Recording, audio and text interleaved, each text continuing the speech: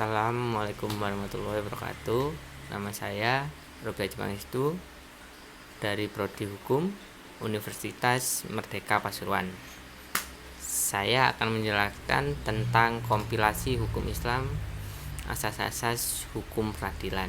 Asas-asas dalam peradilan agama.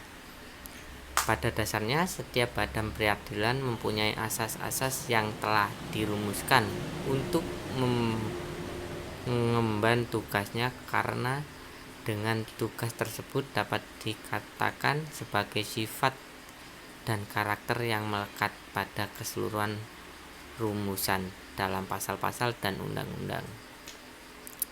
Dengan begitu, setiap pasal dalam undang-undang tidak boleh bertentangan dengan asas-asas yang menjadi karakternya.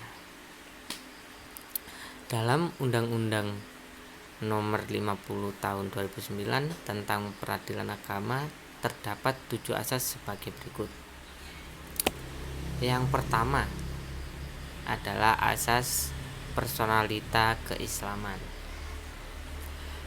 Peradilan agama merupakan kekuasaan kehakiman bagi rakyat pencari keadilan yang beragama Islam mengenai perkara-perkara tertentu, di antaranya perkawinan, kewarisan, wakaf, hibah, sedekah, dan dalam perkembangannya ditambah dengan ekonomi syariah.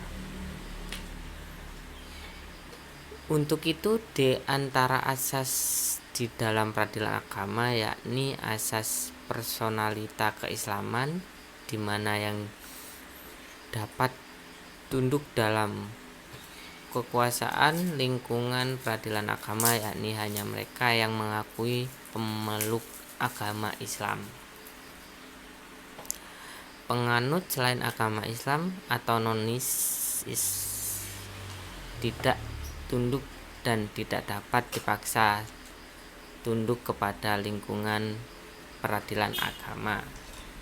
Oleh karena itu, ketundukan personalita muslim kepada lingkungan peradilan agama tidak merupakan tunduk yang bersifat umum yang meliputi semua bidang perdata. Yang kedua yaitu asas kebebasan. Asas kebebasan ini sendiri merupakan asas yang paling sentral dalam kehidupan peradilan, karena kekuasaan hakim merupakan kekuasaan negara yang merdeka untuk menyelenggarakan peradilan guna menegakkan hukum. Dalam hal ini, agar hukum dapat ditegakkan berdasarkan Pancasila, akan tetapi kebebasan hakim bukanlah kebebasan yang membabi buta, akan tetapi terbatas dan relatif. Di antaranya bebas dari campur tangan kekuasaan negara lain, yang kedua bebas dari paksaan, yang ketiga yaitu kebebasan melaksanakan wewenang judikal atau peradilan. Lanjut, yang ketiga adalah asas wajib mendamaikan. Asas ini adalah asas mendamaikan dalam peradilan agama, sejalan dengan konsep Islam yang dinamakan islah. Untuk itu, layak sekali para hakim peradilan agama menyadari dan mengemban fungsi mendamaikan, karena bagaimanapun seadil-adilnya putusan jauh lebih baik dan lebih adil jika perkara diselesaikan dengan perdamaian. Karena karakter di dalam persidangan dan peradilan pasti ada menang dan kalah. Seadil-adilnya putusan hakim akan dirasa tidak adil oleh pihak yang kalah, dan sebaliknya seadil-adilnya putusan akan dirasakan tidak adil oleh yang menang. Untuk itu, hasil dari perdamaian yang dihasilkan karena kesadaran kedua belah pihak, mereka akan sama-sama merasakan menang dan merasakan kalah. Akan tetapi, dalam masalah perceraian, perdamaian wajib bagi hakim, di mana yang sifatnya imperatif.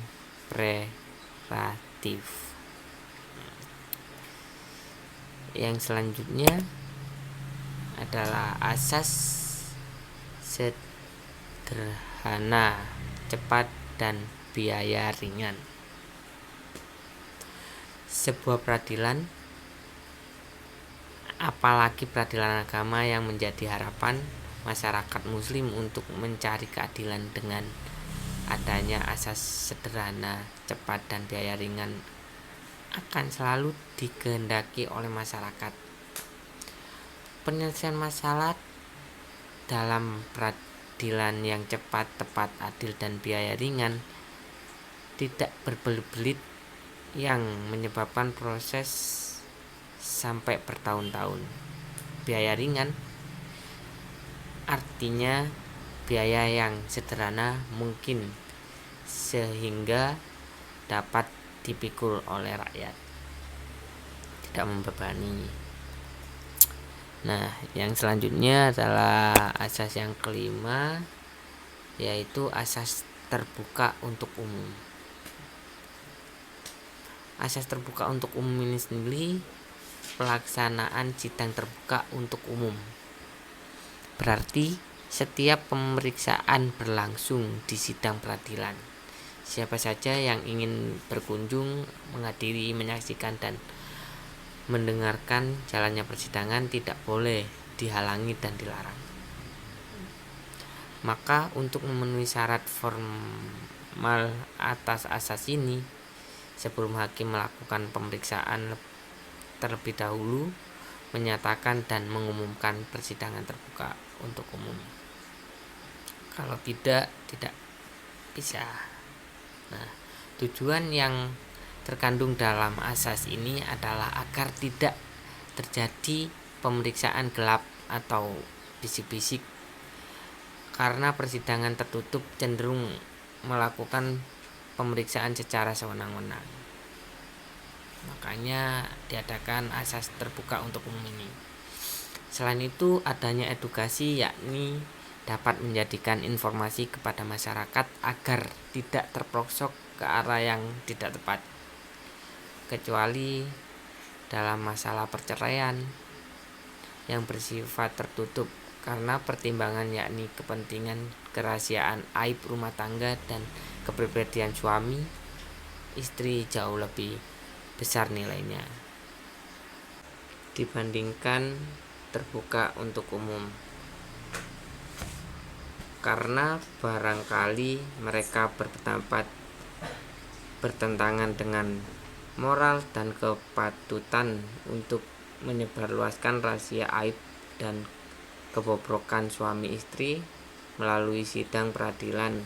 Satu-satunya cara untuk menutupi kebocoran melalui sidang tertutup. Nah, yang selanjutnya yaitu asas yang keenam, asas legalitas dan persamaan. Pengertian makna legalitas pada prinsipnya sama dengan rule of law, yakni peradilan mengadili menurut ketentuan-ketentuan hukum karena hakim berfungsi dan berwenang menggerakkan roda jalannya peradilan melalui badan peradilan.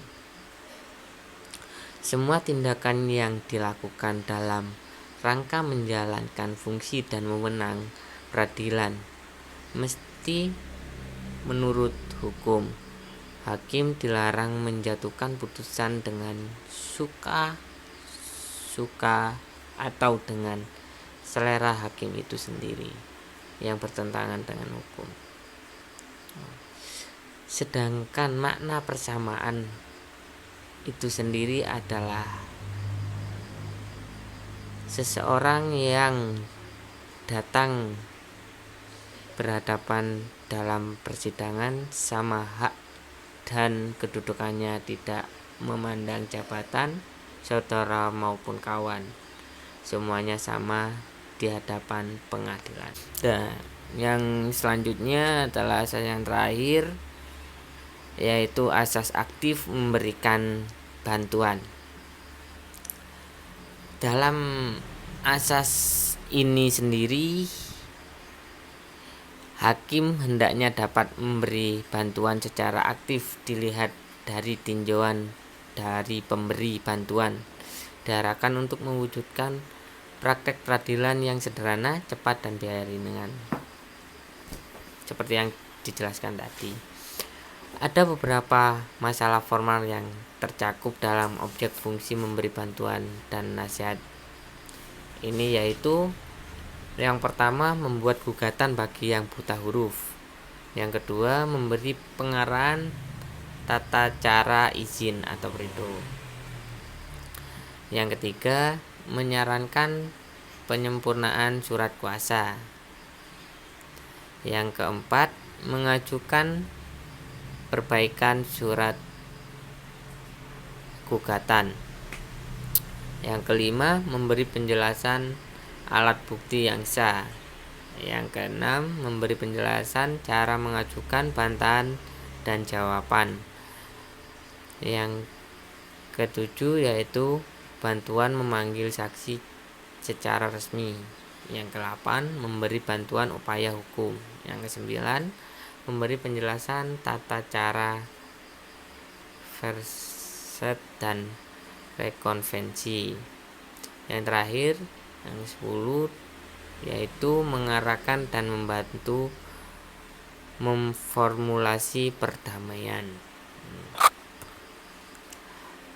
Mungkin itu dulu penjelasan dari saya.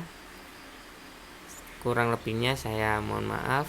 Saya akhiri. Assalamualaikum warahmatullahi wabarakatuh.